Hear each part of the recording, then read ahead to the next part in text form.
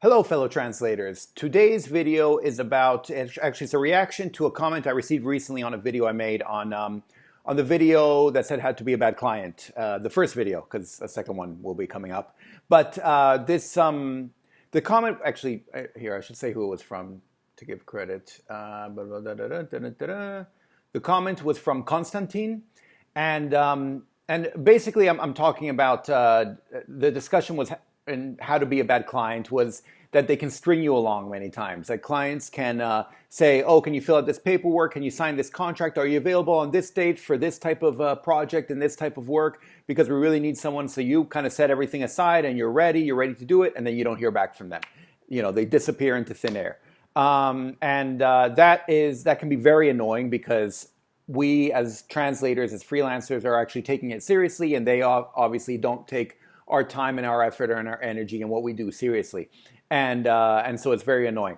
And so what Konstantin said, and as a possibility, he's like, well, can you ask for 50%? Here, let me see what he said. He's like, what about taking a prepayment of 50%? Because bad stuff could happen. A client is sick or changed his mind or he traveled spontaneously, and that way you have a guarantee of some of the money.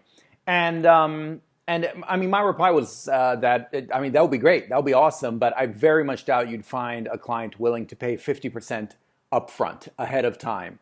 Unfortunately, that's not usually the way it works. And that's because we are translators and we provide a service. Usually, when you provide a service, it's different from when you provide goods. When you provide a service, you usually get paid after the fact. When you provide goods, you usually get paid ahead of time. You buy an apple, you pay for it ahead of time, right? You know, before you eat it.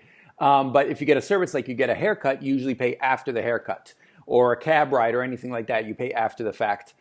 There's some exceptions, but by and large, that's usually how it works. And so, in fact, there's a whole school of thought that I think I've mentioned before, but I can talk about again. There's certain books that talk about how to take your service and switch it into a product, so then you can ask for payment ahead of time and stuff like that, which I won't get into now. But in fact, one of the videos I made recently about working on retainer, that would do that. That would allow you to get paid ahead of time, and so you don't have to worry about getting paid later. But by and large, except for a few exceptions, or if you really kind of fight for it in this sense, you're going to get paid after the fact. That's how it works. You do the job, hand it in, and then you get paid. But it did get me thinking about something. In fact, I think I wrote it in the comment, and so that's what I want to comment on, because this is a big thing. I even got hit with this recently. So I had a client of mine say that they were working on, what were they working? Anyway, they're working on a big project and it needed to be done. They needed someone to work on it, and it would take about a month, and they would let me know on Monday. That's when they expected to receive all the stuff and all the files and everything. So I was like, okay.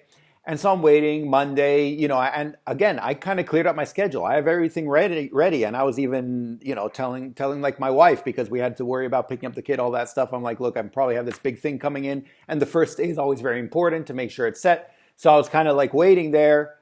Monday, nothing. Tuesday, nothing. Wednesday, nothing. And, so Thursday I finally emailed him and I was like, look, it's not happening, is it? And then finally, he didn't. His assistant emailed me and said, oh no, that job isn't happening anymore. And so, so what I'm saying is it happens all the time. It happens when you're a freelancer. It happens if you're an agency, stuff like that. You're always going to get clients like this.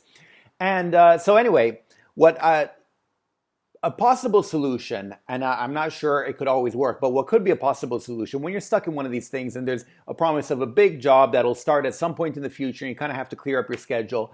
But you don't want to risk turning down other jobs in order to get that, or wasting a whole bunch of time and energy and resources in order to get this job and then never hear from them again. What a possibility could be is you could say something like, look, I'm available as of now on that date. And here's how I would word it. I would say something like my general the procedure or something like that. Make it sound like it's something the way you generally work. Like, not this is the first time that this came up, but this is how I generally do it. Say if I have a job in the future that needs to be reserved, then I ask for a 10% upfront payment or 10% deposit. So, the deposit obviously then when they pay you, that gets factored in. So it's already been paid. So, if they're gonna hire you for the job, it makes no difference to them, because at the end they pay you the same amount. But at least you consider that money as reserving you for that time.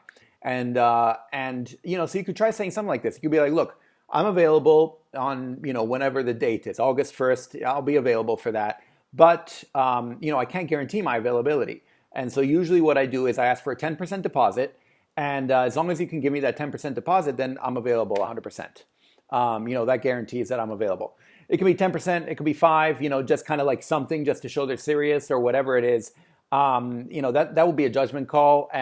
But that's how I would do it. Again, I just thought of this because of that comment that Constantine made. But you know, maybe this could be a possibility, especially if you know it's a serious client and you know they want to reserve you, and you don't want to risk turning down other stuff. Because I've been in the opposite side too. I've hired a translator. I've had a job that was in the future, and I told the translator, I'm like, look, this job is coming on this date. Will you be available? And they said, yeah. And because I knew it was a big job that was coming on that date and I needed them available. And then when the time came, I was like, okay, the job came. Can you work on it? And I remember because it was late at night my time and I needed an okay from him. He was in a different time zone. So it was during the day, his time. And so I was like waiting for it to go to sleep. And he wrote back and he's like, no, sorry, I just accepted another huge job, which I'm going to be working on. And I was like, you know, and I was mad at the time, I admit, but then later, like I even emailed him because he emailed back again later and said, you know, I'm sorry about that and stuff.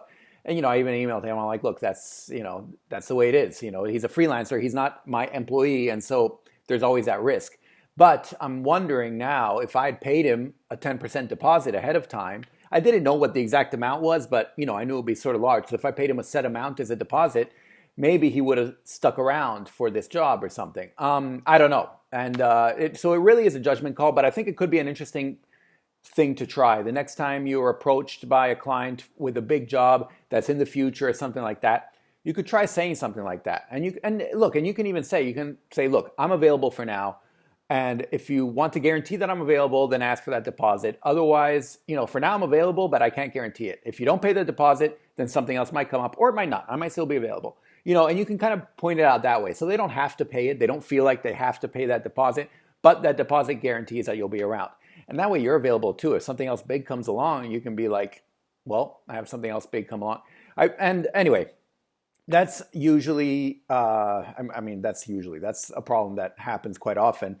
But, and I think that could be a viable solution, in theory at least. So, anyway, feel free to try it out. Let me know how it goes. I'm kind of curious, and maybe in fact, I might try something out like that. I probably should do something along those lines as an agency. Anyway, and yeah, you know, see if that works, and maybe it helps out for some of these insecure jobs for the near future, where you kind of have to hold everything back and put everything on the back burner, waiting for this job that might never come up. So anyway. Hopefully you can find this useful in the near future, and hopefully it sort of works. Again, it's just an idea I got a few days ago from reading Constantine's comment. Constantine, thank you for the comment. And that brought about the idea. And yeah, hopefully you can find this useful, and hopefully you can subscribe or if you subscribed already, you click like if you like this video. I'm forgetting the order of everything. Anyway, I'll see you in the next video. Okay, thanks. Bye. Savedum.